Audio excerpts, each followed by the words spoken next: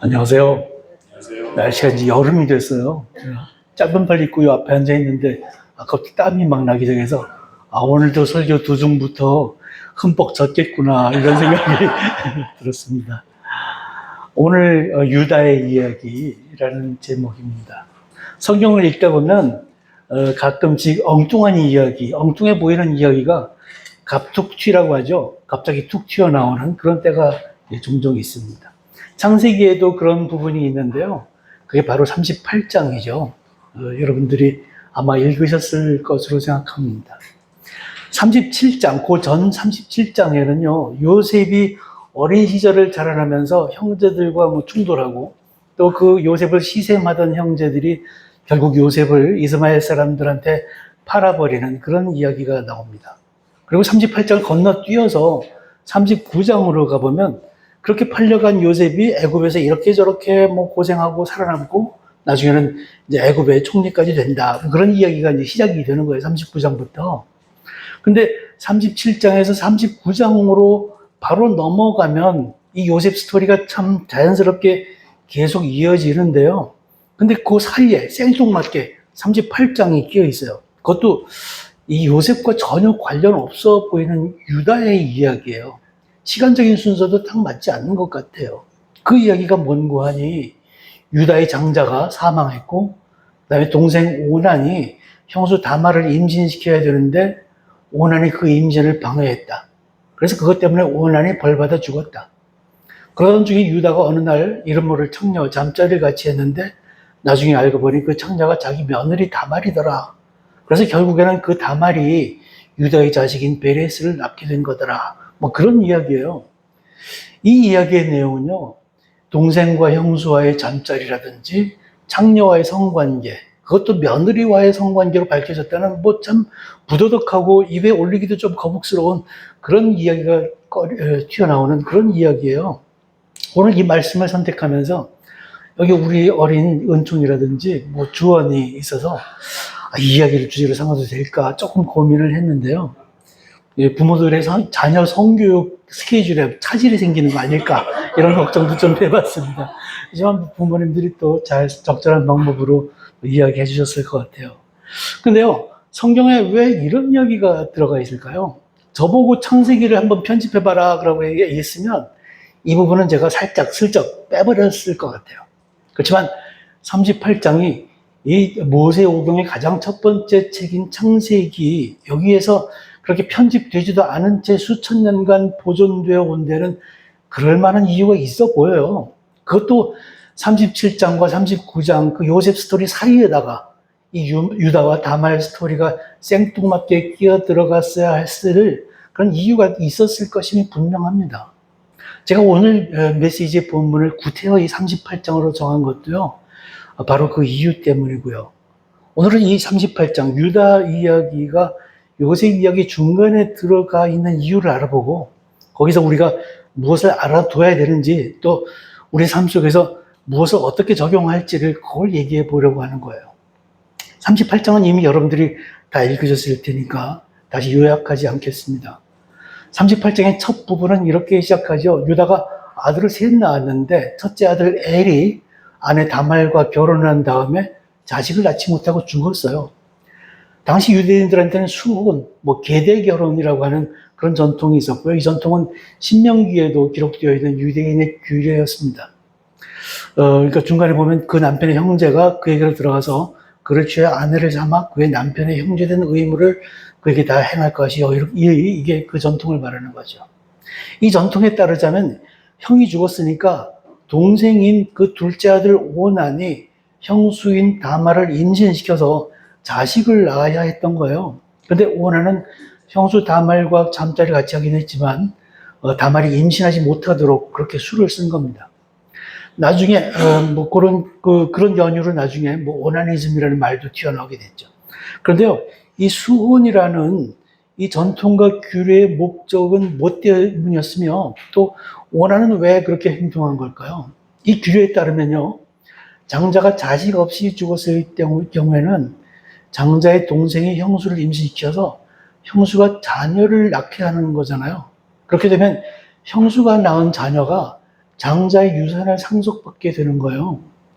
장자를 통해서 대대로 상속되는 이 장자권, 크게는 이제 부동산 소유권이라든지 하나님의 복을 물려받게 되는 이 장자권은 이런 방법으로 장자의 혈통을 이어가면서 대물림되고요. 그런 방식으로 히브리 민족의 믿음 공동체가 유지되어 갔었던 겁니다. 근데 만약 장자의 유산을 물려받을 자녀가 끝내 없게 되면 유산은 어떻게 돼요? 그 유산은 당연히 동생이 물려받게 됩니다. 자, 요거를 둘째 아들인 오난의 입장에서 생각해 보면 계산이 딱 나와요. 자기가 형수를 임신시키면 장자권 등의 그 상속 재산은 그렇게 형수가 낳은 형의 자녀한테 상속이 되는 거예요. 자기한테는 돌아올 유산이 없어요. 근데 형수가 끝내 임신을 못하게 되면 어떻게 돼요? 형의 혈통은 끊어지고 장자권은 동생인 자기가 전부 상속받게 되는 거예요. 오난은 그런 이유 때문에 형수가 임신하지 못하도록 한 거고요. 그것은 율법에 어긋나는 일이었던 것입니다. 하나님께서 그 행위를 악하게 보신 것도 그런 오난의 이기적인 계산과 잘못된 행위 때문이었습니다. 그런데 이게 왜 중요한 스토리고 창세기 이 부분에 왜 삽입되었냐면요. 유다의 아들 요 오난이 저지른 일은요. 바로 유다가 요셉에게 저지른 일과 똑같은 것이었기 때문입니다. 오난이 저지른 일이 왜 유다가 저지른 일과 똑같은 것이었냐면 하는 걸 알려면요. 다시 37장 이전 이야기로 되돌아가 봐야 돼요. 야곱한테 12아들이 있었죠. 장자는 르우벤이에요. 르우벤이 당연히 상속권자입니다. 근데 그 르우벤이요. 야곱의 첫 빌하와 동침을 했대요. 친모는 아니었지만 아버지의 아내를 범한 겁니다. 창세기 35장 22절에는 이스라엘이 그 땅에 거주할 때 르우벤이 가서 그 아버지의 첫 빌하와 동침하며 이스라엘이 이를 들었더라. 이스라엘, 즉 야곱이 이것을 들었더라. 이 말은요. 르우벤이 그 범죄함 때문에 사실상 상속인 순위에서 빠지게 되었다라는 그런 의미를 포함하고 있습니다. 그러면 그 다음 상속 순위자는 누구예요? 둘째 아들은 시므온이고 셋째 아들은 레위예요. 그런데요, 어느 날 이 아들들의 여동생 디나가 인근 지역 주장 세겜에게 강간을 당했거든요. 이때 오빠인 시므온과 레위가 세겜의 성읍을 기습해서 남자들을 다 죽이고 노략질을 했습니다. 34장 30절은 이렇게 이야기하죠.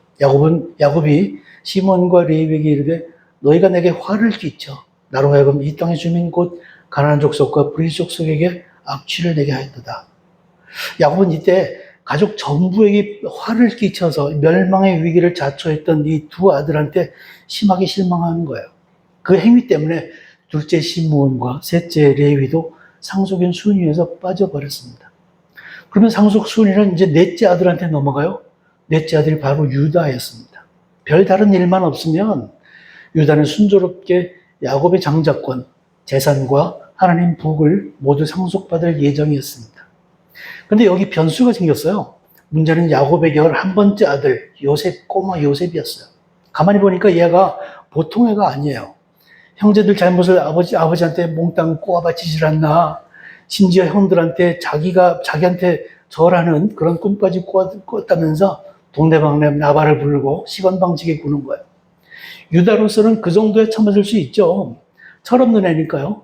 근데 진짜 심각한 문제는요. 아버지 야곱이 얘를 현저하게 편애하고 있다는 겁니다. 이대로 그냥 가면 야곱이 유언을 남길 때 장자권을 요셉에게 모두 상속시킬 가능성이 실제로 몹시 높아지고 있는 겁니다. 자기 상속권이, 유다의 상속권이 매우 위태롭게 된 거예요. 그런데 때마침 정말 우연한 기회에 요셉이 광야에서 양치던 형들한테 제발로 찾아왔고요. 형들은 여기서 그 눈 꼴신 요셉을 아예 죽여 없애버릴 기회를 만나게 되었습니다. 결국 형들은 물도 없는 구덩이에 요셉을 던져서 죽게 만들었고요. 이제 요셉은 광야의 구덩이에서 죽을 수밖에 없는 상황에 놓이게 되었습니다. 유다는요, 잠재적 상속 경쟁자인 요셉이 그렇게 구덩이에 내던져지는 과정에서 형제들과 함께 그 행동에 동참하고 있었던 겁니다. 물론 그 직후에 유다는 요셉을 그렇게 죽이기보다 차라리 이스마엘 사랑인들에게 팔아버리자고 제시하지요. 그렇게 해서 요셉이 죽음을 면하고 생명이라도 부지할 수 있도록 역할한 것은 유다였지만요. 그래도 사실 죽이는 거나 외국 상인에게 팔아버리는 거나 유다로서는 상속 경쟁자 제거라는 목적을 달성한다는 점에 있어서 큰 차이는 없었습니다. 그렇게 해서 상속 경쟁자 요셉을 처리한 유다는 상속인이라는 자기 위치를 성공적으로 견고하게 지킬 수 있게 되었던 겁니다. 이게 37장에 기록된 스토리고요. 그 다음 장인 38장에 유다와 다말 스토리가 기록되는 거예요. 이 스토리는 오난이 그렇게 상속을 가로채려고 했는데 정말 생각지도 못했던 방법이었지만 어쨌든 그런 희한한 방법을 통해서 유다의 계보와 핏줄이 계속 이어져가는 그런 과정을 보여주는 거예요. 이런 과정 속에서 언뜻 느껴지는 게 뭐예요? 간단히 정리하면 이런 겁니다. 상속 희망자 오난은 다말의 임신을 방해해서 잠재적인 상속 경쟁자를 미리 제거했지만 그런 이기적이고 잘못된 시도에도 불구하고 결국 다말은 임신했고요.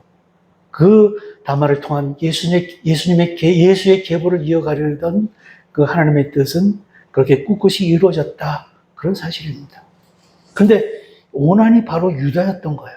유다는 상속 예정자로서 오난처럼 상속 경쟁자 요셉을 제거했지만 어떤 상황을 통해서라도 하나님의 뜻은 반드시 이루어진다.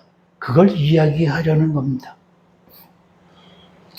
하나님은 그렇게, 요걸 이제 요약하자면 이런 거예요. 그러니까 사람에 의한 어떤 시도에도 불구하고 하나님의 뜻은 반드시 이루어진다. 여기 이제 요약된 이야기죠.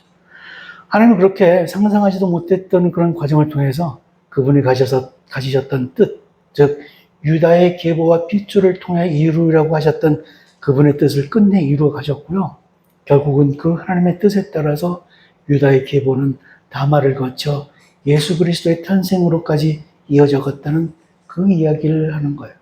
동시에 바로 직전 37장까지 읽으면서 비참한 상황에 빠져서 막 그 앞날이 궁금해지는 그 요셉의 삶, 그 삶이 앞으로 전개될지 막 궁금해하고 있는 이 독자들한테 38장 이야기를 들려주면서 앞으로 요 이후의 이야기를 니네들이 읽을 때 이런 걸 중점적으로 읽어야 돼. 하나님의 뜻을 중점적으로 읽어야 돼. 라는 것을 암시적으로 주는, 힌트를 주는 그런 이야기이기도 합니다.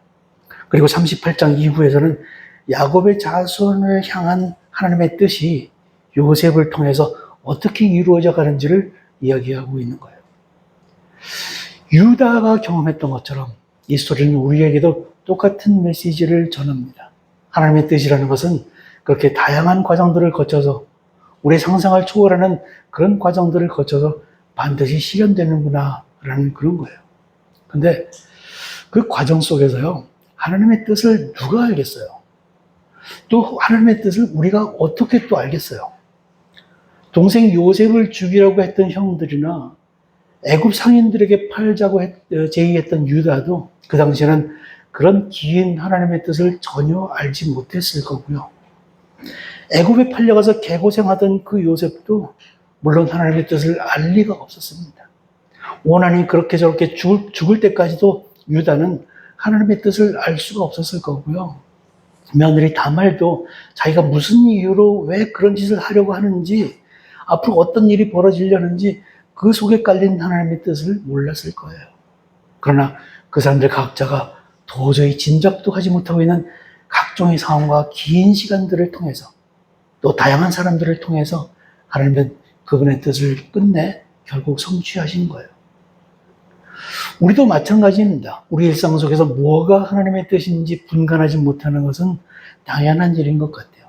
그래도 우리는요, 이런저런 상황과 일어나는 일들 사이에서 하나님의 뜻이 어디 있는지를 알고 싶어요. 좋은 일이 생기면요, 이게 하나님의 뜻이야 라고 이야기하기도 하고요. 또 나쁜 일이 생겨도 이거 하나님의 뜻이야 라고 말은 하는데 근데 속으로는 찜찜한 마음은 계속 남아있죠. 우리는 종종 하나님의 뜻이 어디 있을까 그걸 알기 위해서 성경책을 들춰보기도 해요. 거기서 이게 하나님의 뜻이다 라고 표현한 구절들도 발견하게 되는데요. 거기서 뭔가 하나님의 뜻을 알 수 있을 것 같긴 한데 그래도 내 삶 속에서 어떤 것이, 구체적으로 어떤 것이 하나님의 뜻인지를 구별하는 것은 여전히 어렵습니다. 사실 우리 교회 명칭이 주뜻연합교회잖아요. 그래서 우리는 요 주뜻, 요 하나님의 뜻이라는 게 뭔지를 좀 더 관심 있게 살펴볼 필요도 있는 거예요. 하나님의 뜻이라는 것은요, 여기저기에서, 성경 여기저기에서 언급되고 있는데요. 이게 상당히 다양한 의미로 사용됩니다. 그래서 하나님의 뜻이란 이런 것이다 라고 정의 내리기가 참 어렵습니다. 근데 여러 가지 하나님의 뜻을 정리하는 접근 방법들도 있겠지만 이걸 간단하게 정리해 보면 성경 속에서 나타나는 하나님의 뜻은 대체로 세 가지로 분류해서 생각해 볼 수 있습니다. 첫째는요, 하나님의 주권적인 뜻이라고 하는 그런 하나님의 뜻을 이야기합니다. 유다의 이야기를 통해서 하나님의 뜻이 이렇게 실현되었다라고 할 때 그 하나님의 뜻은 바로 이 주권적인 뜻을 말하는 것입니다. 하나님의 주권적인 뜻은 대부분 감추어져 있거나 쉽게 드러나지 않을 때가 많고요. 언제가 될지 모르지만 종국적으로는 반드시 이루어지게 되는 그런 것을 말합니다. 여기에는 종말까지 계속되는 하나님의 주권적인 뜻도 있겠고요. 이 세상 전체를 통해서 이루려고 하시는 그런 뜻도 있을 거고요. 또 나 한 사람을 통해서 이루시려는 주권적인 뜻도 있으실 겁니다. 그래도 우리는 그 뜻을 명확하게 알기 어렵습니다. 때로는 단기간 내에 하나님의 뜻이 이거다라고 확신하게 되는 때도 있긴 하지만 대부분의 경우에는 그 뜻이 모두 성취된 후에야 비로소 뒤늦게 그게 하나님의 뜻이었구나 라고 하는 것을 알게 되죠. 성경에서 예를 들자면 예수님이 가르쳐 주신 주기도문에도 하나님의 뜻이 언급되죠. 뜻이 하늘에서 이루어진 것 같이. 이게 뜻이 하나님의 뜻을 말하는 거죠. 하나님의 뜻이 하늘에서 이루어진 것 같이 땅에서도 이루어지이다. 여기서 하나님의 뜻도 바로 하나님의 주권적인 뜻을 이야기하는 겁니다. 둘째는요, 하나님의 계시적인 뜻, 규례적인 뜻을 말합니다. 하나님이 이렇게 저렇게 하라라고 명령하시는 걸 말하는 거예요. 그 명령들이 모두 하나님의 뜻이에요. 이렇게 살았으면 좋겠다라는 하나님의 뜻이죠. 그런 하나님의 뜻은 성경에 계시되어 있습니다. 그래서 우리는 이런 하나님의 뜻을 계시적인 뜻이라고도 하고 규례적인 뜻이라고도 부릅니다.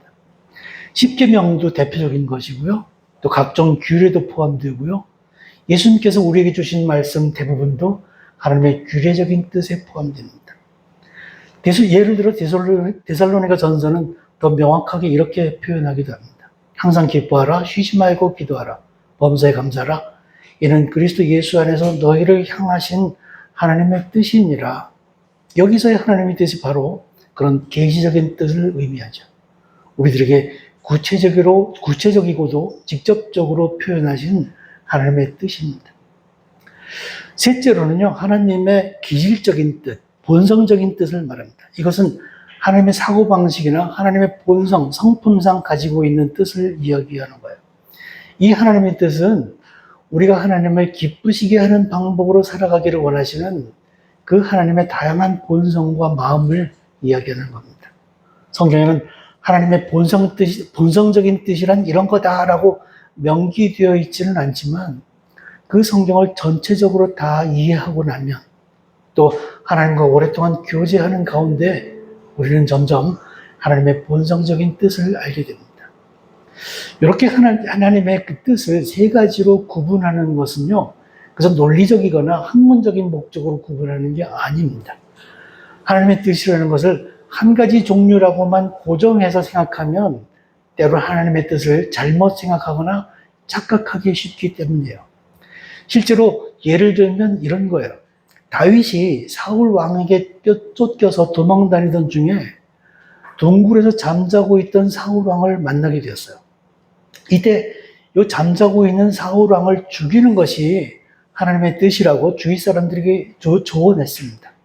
여기서 사람들이 이야기하는 하나님의 뜻이라는 것은 하나님의 주권적인 뜻을 의미하는 거죠.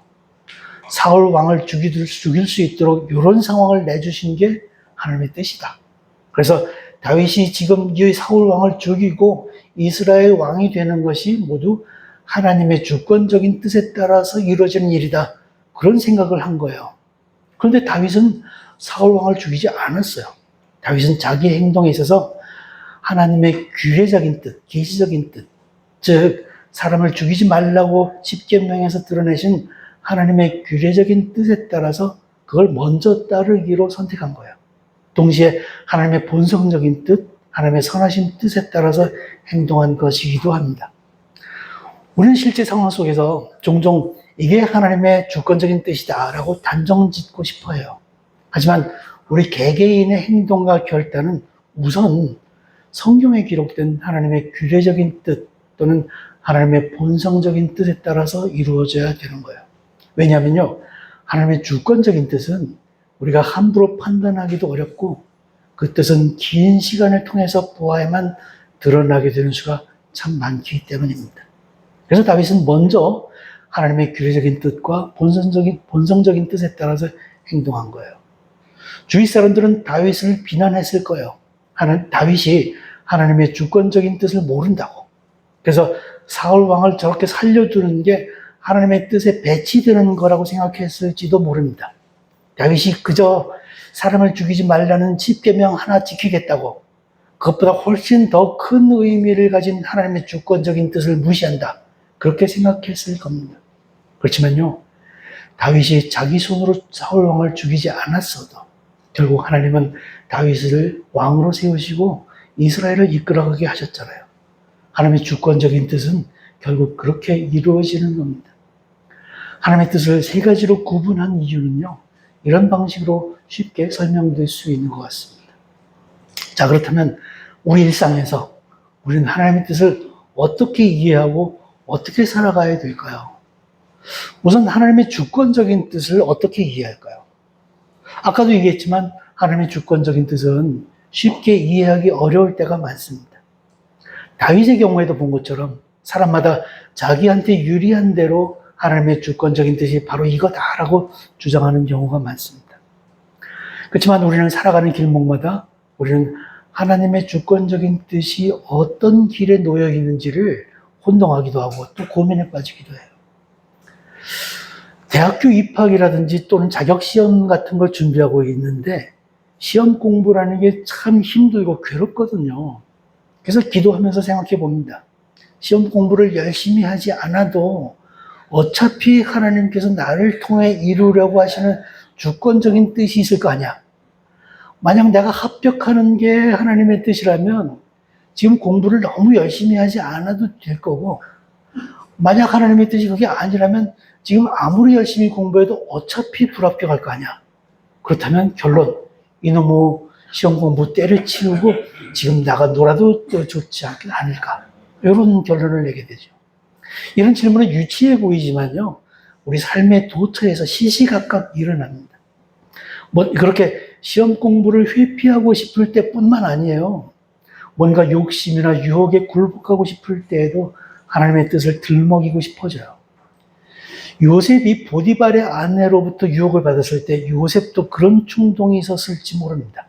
이 여자가 원하는 대로 관계를 맺어놓으면 나는 이제부터 노예 생활을 때려치우고 이제 안주인의 사랑받는 사람으로서 여러 가지 편의와 이익을 누리게 될 수 있을 거야. 그래, 요거야. 요게 기회야. 이게 바로 하나님의 주권적인 뜻이 내 인생 속에서 나타나는 그런 기회를 하나님께서 주신 거야 라고 생각할 수 있었을 거예요. 우리는요, 시험 공부를 하기 싫은 마음이나 유혹에 빠지고 싶은 마음, 이런 것들을 쉽게 합리화하기 위해서 이게 바로 하나님의 주권적인 뜻이라고 함부로 들먹이고 싶어 합니다. 또 내 판단이 옳다고 주장하고 싶은 마음을 합리화하고 싶을 때에도 하나님의 주권적인 뜻을 들먹이곤 하죠. 또는 그냥 모든 걸 포기하고 운명에 맡긴다 라는 그런 취지에서 주의 뜻이라고 이야기하기도 합니다. 그렇지만 우리는요, 어떤 시점, 어떤 경우에도 이게 바로 하나님의 주권적인 뜻이 이루어지는 그런 부분이야 라고 분명하게 이야기할 수 없습니다. 하나님의 주권적인 뜻은요, 긴 시간이 훌쩍 지나서 수많은 희생이나 고통을 넘어서서 비로소 드러나게 되는 경우가 많기 때문입니다. 하나님의 주권적인 뜻은 긴 시각, 하나님의 시각으로 바라보고 지금은 잠시 의문이 들더라도 결국에는 그분의 뜻이 온전히 이루어질 것을 철저하게 신뢰해야 될 뿐이에요. 오늘 본문인 38장에서 오난의 잘못된 행위도 하나님의 주권적인 뜻에 포함되었다고 주장할 여지가 있습니다. 왜냐하면 어쨌든 유다의 계보가 이어져 가게 되었고, 그래서 결국 예수 그리스도의 탄생을 이뤄내신 하나님의 뜻을 이루는 그 긴 과정 속에서 보면 오난의 그런 잘못된 행동이 계기가 된 것은 사실이거든요. 비록 나쁜 방향에 기여이긴 했지만 오난도 그렇게 하나님의 주권적인 뜻을 이루는데 뭔가 기여한 부분이 있다라고 주장할 여지는 있는 거예요. 근데 그렇다고 해서 오난의 행위가 하나님의 뜻에 따른 것이었다라고 말한다면 그건 하나님의 주권적인 뜻을 우리 마음대로 궤변처럼 여기저기 갖다 붙여서 왜곡하는 게 되고 말 뿐입니다. 오난도 우리도 개개인은 하나님의 주권적인 뜻을 함부로 들먹이지 말고 하나님의 주권적인 뜻이 어떤 과정을 통해서 어떻게 이루어져 가는지를 길게 바라보고 그것이 실현되기를 기다리면서 기대하고 소망할 뿐입니다. 사실 우리는 하나님의 주권적인 뜻을 미리 알 능력도 없고요. 그리고 사실은 미리 알 필요도 없어요. 그건 전적으로 하나님의 영역이거든요. 결국 우리가 일상 신앙생활 속에서 구체적으로 관심을 가지고 중점을 두어야 할 것은요. 하나님의 주권적인 뜻보다는 우선 하나님의 규례적인 뜻이라고 할 수 있습니다. 그래서 우리가 제일 먼저 해야 될 것은요. 하나님의 규례적인 뜻이 구체적으로 무엇인지를 알기 위해서 성경을 잘 읽고 그것을 또 늘 읽는 겁니다. 그것도 대충 형식적으로 읽는 것으로는 부족하죠. 예컨대 십계명에서 살인하지 말라라는 계명을 알고 사람을 죽이는 일을 한 번도 없이 평생을 살아가기만 하면 하나님의 규례적인 뜻을 잘 지키는 게 아니잖아요. 이 계명은 누군가를 미워하는 것조차도 금지하는 것이다라는 그것을 예수님이 가르쳐 주셨잖아요. 그러니까 구약과 신약에 쓰여있는 하나님의 말씀을 전체적으로 그리고 균형 있게 아는 것이 꼭 필요한 겁니다. 그 다음에는 이 말씀이 오늘 내 삶에서는 어떻게 적용되어야 하나, 그것을 어떻게 행할 것인가, 그것까지도 늘 고민하고 연구해야 되는 거예요. 예수님이 이렇게 말씀하셨죠. 나더러 주여 주여 하는 자마다 천국에 다 들어갈 것이 아니요 다만 하늘에 계신 내 아버지의 뜻대로 행하는 자라야 들어가리라. 여기서 하늘에 계신 하나님의 내 아버지의 뜻이라는 것은 하나님의 규례적인 뜻, 성경에 드러내신, 성경에서 계시하신 하나님의 각종 명령들을 말하는 겁니다. 그래서 예수님을 따라다닌다고 해서, 그래서 교회 예배에 출석한다고 해서, 겉으로만 웃음 지으며 성도의 외관을 보인다고 해서 모두 천국에 들어가는 게 아니야. 하나님이 너한테 대해서 너 요렇게 살아갔으면 좋겠다라고 그런 뜻을 가지고 그걸 성경에서 다 말씀하시고 계시는데 그 하나님의 뜻을 잘 이해하고 그 뜻에 순종해서 행동으로 옮기는 사람이라야 돼. 그래야만 천국에 들어가는 거야. 이런 말씀이죠. 성경에서 드러나는 하나님의 말씀과 그분의 뜻을 그저 하나의 지식으로만 머릿속에 넣어두고 있으면 그것은 철학일 뿐입니다. 크리스찬은 철학자가 되어서는 안 되죠. 크리스찬은 하나님의 말씀에 순종하는 것, 하나님의 말씀에 담긴 그분의 뜻대로 행하는 것입니다. 그 다음에요, 성경에서 드러난 그 하나님의 규례적인 뜻만으로는 우리가 일상생활 속에서 직접 적용하기 어려운 상황을 만날 때도 꽤 많습니다. 세상은 참 다양하게 변화하고요. 또 다양한 사람들과 부딪히는 수많은 여러 가지 상황이 있는데 성경 말씀이 그런 모든 순간들을 적절하게 적용할 수 있게 해주는 게 아닐 때가 많거든요. 예컨대 담배를 피우면 안 되는지 이건 성경에 아예 없는데 레위기에서 금지된 것처럼 지금도 돼지고기를 먹으면 안 되는지 그 어떤 경우에도 이혼을 하면 무조건 다 안 되는지 포괄적 차별금지법을 지지해야 되는 건지 반대해야 되는 건지 이런 거 성경 말씀만으로는 깔끔하게 해결되지 않거든요. 그럴 때는 어쩔 수 없이 하나님은 이런 경우에 내가 어떻게 행동하기를 원하실까 그걸 찾아볼 수밖에 없습니다. 그러면 기본적으로요 하나님이 어떤 성품, 어떤 본성을 가진 분이신지를 잘 알아야 돼요. 이것은요 성경에 직접 거론되지 않았어도 여러 가지 말씀 속에서 그 하나님의 본성적인 뜻을 파악하게 될 때가 많습니다. 담배를 꼭 피우지 않으면 하루도 견디지 못할 정도로 담배에 중독되어 버린 내 삶에서 그런 중독이 나의 또 다른 우상으로 세워져 가고 있는 것은 아닐까? 나는 하나님께서 주신 내 건강을 잘 지키고 있는 걸까? 하나님이 이 상황을 어떻게 생각하실까? 모세오경에 여러 가지 금지사항들이 많이 기록되어 있는데 하나님은 수천 년이 지난 지금까지도 그 모두가 문자 그대로 지켜지기를 원하시는 걸까? 다양하고 복잡해져가는 현대의 삶 속에서 우리 부부관계는 해결책도 없이 점점 불행해지고 있는데 하나님은 우리 결혼 생활이 무조건 지켜져야 된다고만 주장하시는 걸까? 아니면 내 마음 내키는 대로 아무 때나 제한 없이 손쉽게 이혼을 해도 된다고 생각하시는 걸까? 세상이 많이 변했으니까 이제는 동성애도 정상적인 사랑으로 인정하고 동성 간의 성생활과 결혼을 내 자녀에게도 장려하고 그것을 부축이라고 하나님은 그렇게 생각하시는 걸까? 그런 경우마다 우리는 하나님의 본성과 성품을 기억하면서 경우마다 적절한 하나님의 뜻을 발견하는 게 필요하게 됩니다. 하나님 말씀을 읽고 또 하나님께 기도하면서 그렇게 하나님과 교제하는 시간이 늘어가면 우리는 점점 하나님의 본성적인 뜻을 알게 되기도 하죠. 기도는 그래서 꼭 필요한 거예요. 그래서 성경 읽기, 기도, 이 두 가지는요, 하나님의 두 가지 뜻을 알기 위해서도 필요하지만 어느 한쪽으로 치우침 없이 균형 있게 계속해 나가야 되는 겁니다. 그리고 우리 삶 속에서 그 말씀들을 잘 실행하다 보면 하나님의 본성적인 뜻, 그 선하신 뜻이 이 세상 속에서 어떻게 실현되는 것인지, 이게 왜 좋은 것인지 우리가 직접 경험하게 됩니다. 하나님의 선하신 뜻이 나를 통해서 사람들 사이에 개입하면서 왜 그들 사이에서 평화가 만들어지는지를 내가 직접 경험하게 되는 거예요. 요셉이 보디발의 집에서 또 감옥에서 복덩어리가 된 이유를 내가 내 삶 속에서 경험하게 되는 거예요. 하나님의 선하신 뜻이 내 삶 속에 비추어지면 내가 태어날 때부터 나한테 숨겨져 있던 하나님의 형상, 하나님의 그 선하신 본성, 지금은 내 안에 갇혀서 쪼그라들어서 잘 나타나지 않고 있던 그 본성이 이제 서서히 드러나기 시작하게 되는 거예요.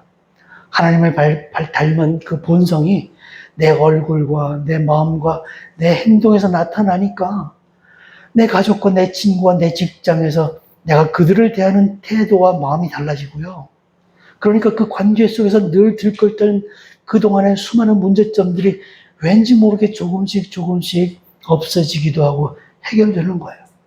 이게 하나님의 본성적인 뜻이 나한테 영향을 주고 그리고 나 자신뿐 아니라 결국 내 주위 사람들까지도 변화하고 복을 받게 되는 과정의 하나가 되는 거예요. 오늘 메시지를 정리합니다. 우리는 하나님의 뜻, 주 뜻에 따라 살아야 되는데요. 구체적으로 우리가 오늘 할 수 있는 것은 이겁니다. 첫째, 주 뜻의 실현을, 주 뜻이 실현되기를 기다리고 소망하는 거예요. 여기서의 주 뜻은 하나님의 주권적인 뜻을 의미합니다. 둘째는요, 주 뜻대로 행하면서 살아가는 거예요. 여기서의 주 뜻은 하나님의 규례적인 뜻, 그리고 하나님의 본성적인 뜻을 의미합니다. 주뜻 연합교회 성도님들, 우리 모두가 주의 뜻, 하나님의 뜻이 이 땅에서도 이루어지기를 기다리고 소망하고 또 우리가 맞은 오늘 하루를 그 하나님의 뜻에 따라서 행하는 믿음으로 살아가기를 주의 이름으로 축복합니다. 함께 눈 감으시고요. 오늘 말씀 되새기면서 묵상하시기 바랍니다.